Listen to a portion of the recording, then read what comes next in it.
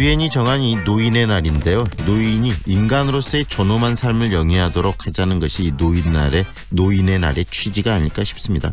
하지만 우리 사회에 여전히 녹록지 않고 나이 드신 분들이 살아가는데 쉽지 않은 그런 환경들이 많은데요. 지난해에는 또 생활비를 스스로 마련하는 이 노인들, 학대를 신고한 노인들도 크게 늘어났다고 합니다. 그 실태 한번 들어보고요.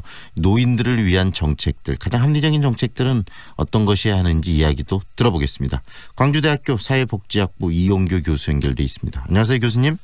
네, 안녕하십니까. 네, 요즘에 이 노인분들, 특히 고령화 사회 속에서 굉장히 많이 늘어나고 있는데요. 지금 이 고령화가 되고 있는 그런 추세나 그런 것들은 어느 정도 지금 이루어지고 있나요? 네, 우리가 그 노인의 인구가 14%가 넘으면 고령 사회라고 하는데요. 네. 작년 연말에 이미 우리 사회가 고령 사회가 됐고요. 네. 지금 현재는 65세 이상 노인이 한 740만 명, 네. 인구 대비로는 한 14.3%입니다. 그런데 현재 이런 노인들의 이렇게 고용률이 네. 65세 이상 모두를 포함했을 때 30%입니다. 이는 유럽의 그 선진국가들에 비교해 보면 한 50대 후반의 경우에는 72%로 다른 나라 유럽의 그 평균치 수준 정도예요. 그런데 60세 이상에서는 60%, 65세에서 69세 사이에는 45.5%로 뭐 그런 나라에 비교하면 네. 가장 일을 많이 하는 노인들이 있습니다. 우리나라가요. 네, 사실은 은퇴할 나이에 은퇴를 못 하고 있는 거죠. 결국은 교수님, 그 고령화 사회 속에서 일을 가장 많이 하고 있다는 것은 경제적으로 부담이 되기 때문에 그런 일을 할 수밖에 없는 상황에 놓여 있다는 거 아니겠습니까? 어떤가요? 맞습니다. 유럽의 많은 나라들은 대개 65세 전후에 연금을 타고 네.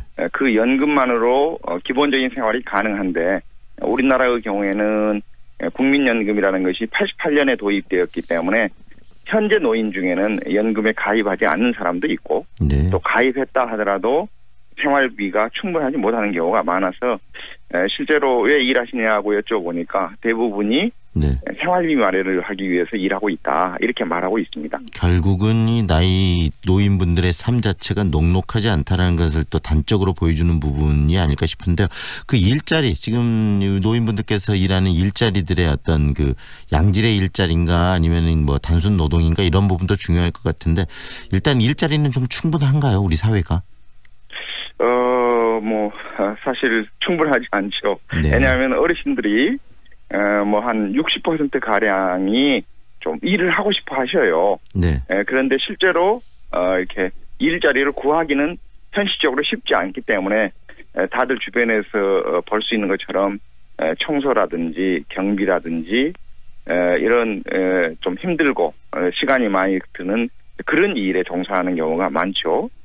그래서 제가 보기에는 우리 사회가 이제 급격하게 고령화가 되고 있기 때문에 노인들에게 어떤 일자리를 제공할 것인지, 그다음에 이미 일하고 있는 분들의 처우를 어떻게 해드릴 것인지 하는 것에 대한 고민이 좀 필요하다고 봅니다. 결국은 현재 어르신들이 많이 일하고 있는 부분들의 고용의 질이 좀 열악하다 이렇게 판단하고 계시는 거네요, 교수님께서. 그렇습니다. 네. 올 여름 너무너무 더웠지 않습니까? 네. 그러면 이제 대부분의 젊은이들은 사무직으로 일하는 경우에는 뭐 에어컨이 있는 곳에서 일하고 또 생산직에서 일하는 경우에도 최소한의 그런 조건은 가져가지고 일하고 있지만 뭐 경비라든지 이런 분들은 아주 좁은 공간에서 네. 일하고 또 청소하시는 분들은 아주 이른 시간에 나와서 일한다든지 이런 경우가 적지 않습니다. 네, 그리고 일의 어떤 질에 있어도 굉장히 문제가 있지만 또 노인분들이 신체적으로 굉장히 좀 약한 그런 상황들에 놓여 있기 때문에 가족이나 또는 주변에서 당하는 그런 학대 문제도 좀 심각한 문제인데 관련해서 뭐 학대 신고 건수도 많이 좀 늘어났다면서요. 네, 그러니까요. 저도 최근 뉴스를 보고 좀 깜짝 놀랐습니다만 지금 이렇게 복지부가 국회에 제출한 자료에 따르면 지난 3년 동안 그 노인 학대 건수가 2015년 3,800건에서 2017년에는 4,600건으로 약 21%가 증가됐다고 합니다. 네. 또한 이 광주 전남 지역의 경우에도 많이 늘어났고 특히 그 노인 10만 명당 학대당한 노인이 몇 명이냐 네. 이런 조사가 있는데 여기에서는 광주가 1위라고 나와서 네. 더욱 걱정이 됩니다. 네, 이 문제도 학대, 이 문제도 굉장히 중요하고 우리가 개선해야 될 부분인데 대안이 좀 있을까요? 이게 뾰족한 대안이 없는 것이 현실입니다. 네. 왜냐하면 노인 학대는 아동 학대는 주로 부모가 하지만 노인 학대는 자녀나 배우자가 하는 경우가 많습니다. 네. 그러니까 학대를 하는 사람들이 가족 관계에 있는 사람이고 네. 또 뭐 이렇게 학대를 했다고 해서 떨어져 살기가 어렵단 말이죠. 네. 그러니까 재학대가 일어나는 경우가 많고 또 가해자의 경우 사실은 술만 마시면 이렇게 폭언을 하거나 또 폭력 행위를 한다든지 해서 이게 반복되는 경우가 많은데 그래서 저는 노인 학대의 경우 이 가해자에 대한 교육과 처벌 그리고 치료도 정말 중요하다라고 생각하고 있습니다. 네. 우리의 사회 이제 고령 사회가 됐다라고 이야기를 하셨는데요. 이제 뭐 정책적인 측면이나 여러 가지 측면에서 이런 고령 사회를 준비해야 되지 않겠습니까? 우리 정책들이 고령 사회를 준비하기에는 좀 부족하다는 생각도 드는데 교수님은 어떻게 보시나요?